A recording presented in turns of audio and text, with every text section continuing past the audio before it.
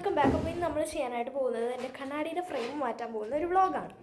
അപ്പം ഇത് കുറച്ചധികം നാളായി ഇത് വെച്ച് തുടങ്ങിയിട്ട്, അതുകൊണ്ട് നമ്മളിന്ന് മാറ്റാൻ വേണ്ടിയിട്ട് പോവാണ്. സോ ഓക്കെ ഗൈസ്, അപ്പോൾ നമുക്ക് നോക്കാം. അപ്പോൾ ഗൈസ് നമ്മളവിടെ എത്തി. അവിടെ കുറേ കളക്ഷൻസ് ഉണ്ടായിരുന്നു. പിന്നെ നമ്മൾ റിംഡ് ഫ്രെയിമാണ് വാങ്ങിച്ചത്. കാരണം എന്ന് വെച്ച് കഴിഞ്ഞാൽ റിംലെസ് എടുക്കുകയാണെന്നുണ്ടെങ്കിൽ നമുക്ക് ലെൻസ് പ്രോജക്റ്റ് ചെയ്ത് നിൽക്കും. അതുകൊണ്ട് അത് എടുത്തില്ല.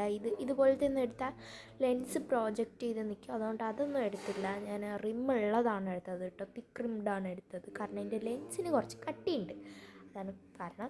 അപ്പോൾ അവിടെ ഒരുപാട് കളക്ഷൻസ് ഉണ്ടായിരുന്നു. നമ്മൾ നിലമേലുള്ള ഓപ്റ്റിഫൈൻ ഒപ്റ്റിക്കൽസിലാണ് പോയത്. ആൻഡ് ഒരു വൈറ്റ് കളക്ഷൻസ് തന്നെ അവിടെ ഉണ്ടായിരുന്നു. കുഴപ്പമില്ലാത്ത നല്ല കളക്ഷൻസൊക്കെ ഉണ്ടായിരുന്നു. അപ്പം ഇവിടെ നിന്ന് പിന്നെ എൻ്റെ ഐ ടെസ്റ്റൊക്കെ നടത്തിയിട്ടു. ഇവിടെയാണ് ഐ ടെസ്റ്റൊക്കെ നടത്തുന്നത്. അപ്പം നമ്മൾ ഐ ടെസ്റ്റൊക്കെ നടത്തി ഞാൻ വായിച്ചു കൊണ്ട് ഇരിക്കുകയാണ് കൂട്ടുകാരെ.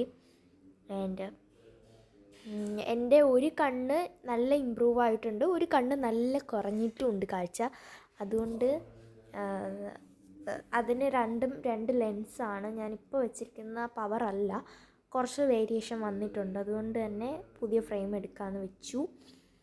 സോ ഇങ്ങനത്തെയൊക്കെ ഫ്രെയിംസ് ഉണ്ടായിരുന്നു. ഞാൻ ആദ്യം എടുത്തത് ഇങ്ങനത്തെ ഈ ഒരു ഫ്രെയിമാണ്.